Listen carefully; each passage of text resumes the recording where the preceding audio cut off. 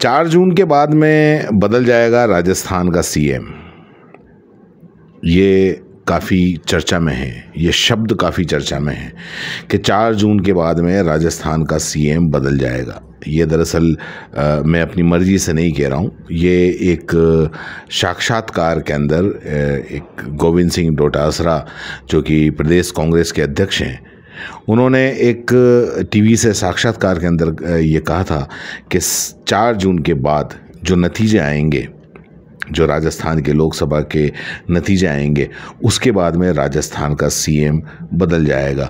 और कहीं ना कहीं एक तरीके से जो उनके बारे में, राजस्थान के सीएम के बारे में जो बात उठ रही है कि दिल्ली से एक और पर्ची आएगी जिसके अंदर भजन लाल शर्मा का नाम नहीं लिखा हुआ होगा। तो आखिर ऐसा क्यों कह रहे हैं, या ऐसी क्या ज़रूरत हो गई कि इस तरीके की चर्चाएं होने लगी हैं? इसके पहले तो कभी ऐसी चर्चाएं नहीं हुई। तो इसी के बारे में बात करेंगे। दोस्तों, मैं हूं अख्तर खान और आप देख रहे हैं बेबाक राजस्थान। आप हमारे चैनल पे आते हैं, हमारे चैनल को पसंद करते हैं, उसके लिए आपका बहुत बहुत शुक्रिया। लेकिन मैं आपसे बता दूं कि कई लोग ऐसे हैं जो चैनल पे आते ज़रूर हैं लेकिन चैनल को सब्सक्राइब नहीं करते। तो हमारा साथ दीजिए, चैनल को ज़्यादा से ज़्यादा सब्सक्राइब करिए। तो चलिए बात करते हैं कि 4 जून के बाद में क्या वाकई कुछ नई पर्ची आने वाली है, और नई पर्ची आने के बाद में राजस्थान का सीएम बदल जाएगा। सबसे पहले तो ये इस बारे में बात करें कि आखिर ये बात निकली क्यों, या गोविंद सिंह डोटासरा ने भी कही तो ये बात क्यों कही गई। मैं आपको एक बता दूं, उसके पीछे कई सारी वजह हो सकती है।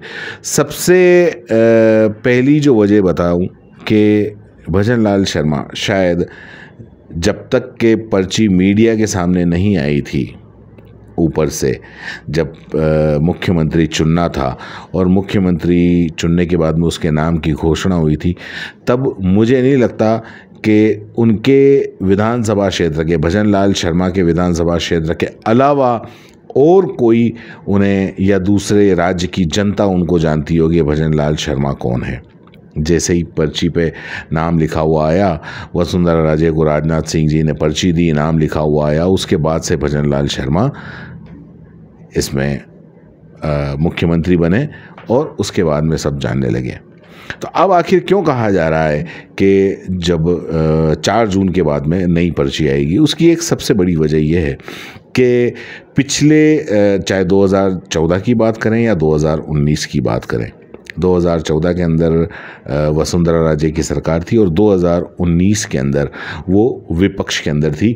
लेकिन इसके बावजूद भी जो 2019 का और 2014 का जो चुनाव लड़ा गया, लोकसभा चुनाव जो लड़ा गया, वो वसुंधरा राजे के नेतृत्व के अंदर लड़ा गया। और वसुंधरा राजे के नेतृत्व के अंदर भाजपा को, यानी कि मोदी जी को, राजस्थान से 25 की 25 लोकसभा की सीटें दी गई। और अब जो सारी चीज़ें सामने आ रही हैं और जो दावे किए जा रहे हैं, और जितना भी जो ग्राउंड रिपोर्ट जो सामने आ रही है, वो काफ़ी चौंकाने वाली है। और उस चौंकाने वाली के अंदर सबसे बड़ी बात जो है वो यही है कि राजस्थान के अंदर भाजपा 25 सीटों की हैट्रिक नहीं कर पा रही है। और गोविंद सिंह डोटासरा ने जो अभी टीवी को एक इंटरव्यू दिया, उस इंटरव्यू के अंदर उन्होंने बताया कि राजस्थान के अंदर कांग्रेस की 13 सीटें आ रही हैं, यानी कि 13 सीटें, इसका मतलब एक बहुत बड़ा नंबर हो जाता है। और ये 13 सीटों की भरपाई कहीं और से भाजपा को नहीं होने वाली है।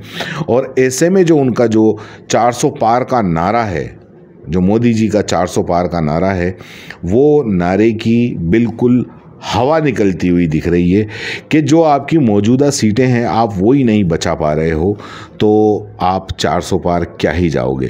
खैर, 400 पार जिस तरीके से एक 15 लाख आपके खाते में आ जाएंगे, या और भी नोटबंदी से भ्रष्टाचार ख़त्म हो जाएगा, या काला धन ख़त्म हो जाएगा, ये एक तरीके के जुमले थे।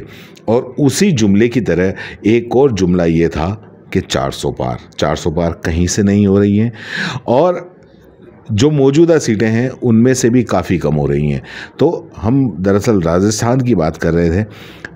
तो राजस्थान के अंदर ये जो चुनाव है वैसे तो मोदी के चेहरे पर ही लड़ा गया है।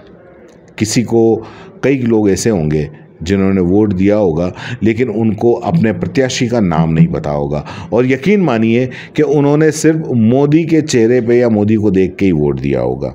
ऐसे बहुत से लोग हैं जो ये कहते हैं ना कि चाहे कोई कुत्ता भी खड़ा हो जाए मोदी के नाम का, हम उसको जिता देंगे।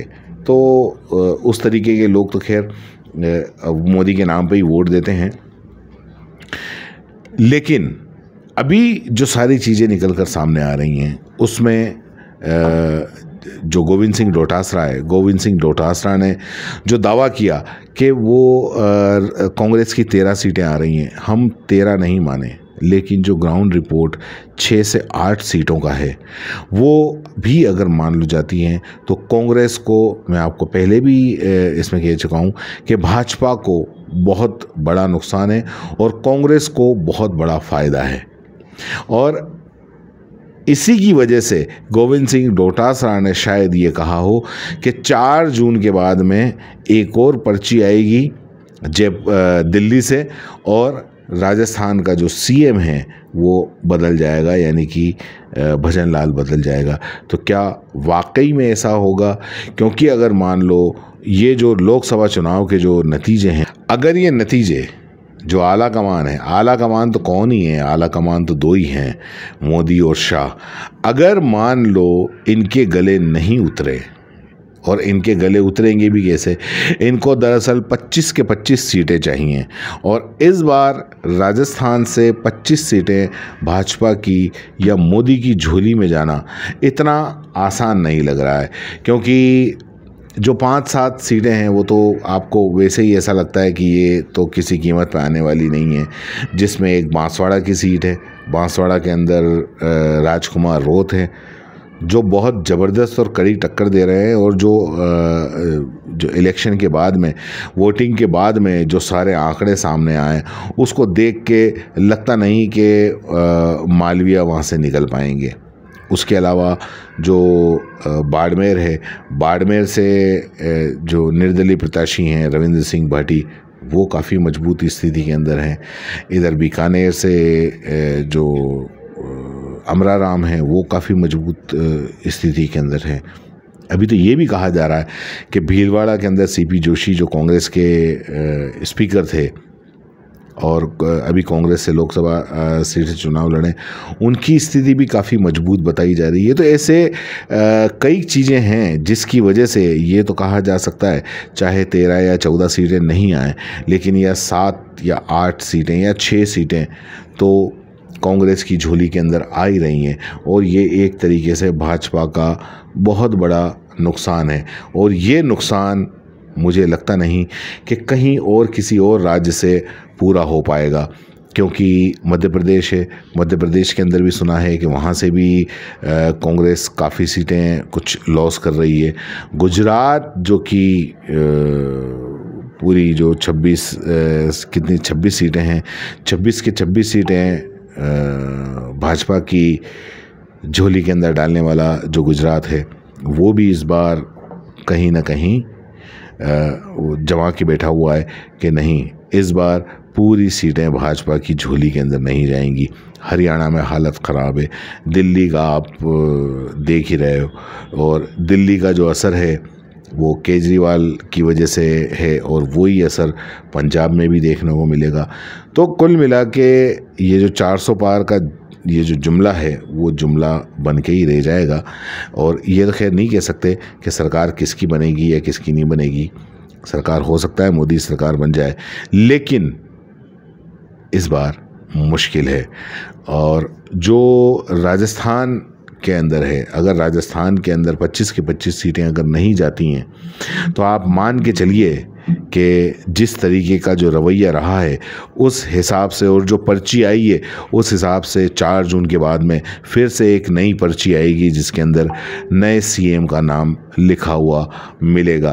और ये कौन हो सकता है ये तो जो पर्ची भेजने वाले हैं वही बता सकते हैं, लेकिन चर्चा ये है कि 4 जून के बाद में पर्ची आना तय है और भजन लाल का जाना ये भी तय है। हालांकि हम इसकी पुष्टि नहीं करते, हम ये भी नहीं कहते कि भजन लाल शर्मा मुख्यमंत्री नहीं रहेंगे। अच्छे मुख्यमंत्री हैं, रहना चाहिए, मौका सबको मिलना चाहिए।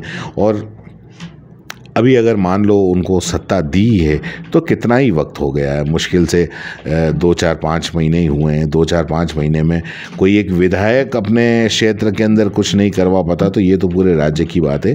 इसलिए नए मुख्यमंत्री हैं, यकीनन ये बहुत कुछ करेंगे। इसलिए पर्ची कम से कम ऐसी नहीं होनी चाहिए कि जिसमें मुख्यमंत्री का नाम चेंज हो। आपका वैसे इस मामले में क्या कहना है, नीचे कमेंट बॉक्स में ज़रूर बताएं। धन्यवाद। जय हिंद, जय भारत।